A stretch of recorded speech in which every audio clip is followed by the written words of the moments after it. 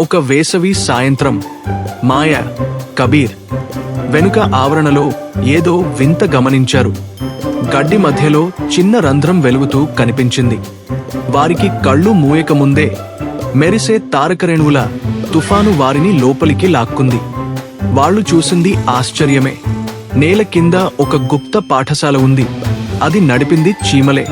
స్వాగతం మానవులారా అని నమస్కారం చేస్తూ అన్నాడు ప్రొఫెసర్ యాంటెన్నా.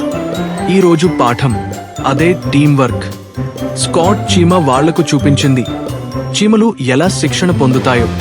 సవాళ్లతో నిండిన సొరంగాలు, ఆకులతో వంతెనల మీదుగా నడిచే అడ్డంకుల పాఠశాలలో. విరామ సమయంలో చీమలు కుకీ ముక్కలు, తేనె చుక్కలు పంచుకున్నాయి. అవి చిన్నారులకు మాత్రం పుచ్చకాయలంతా పెద్దవిగా కనిపించాయి. రోజు ముగిసేసరికి చీమలు చేతులు ఊపుతూ వీడ్కోలు పలికాయి.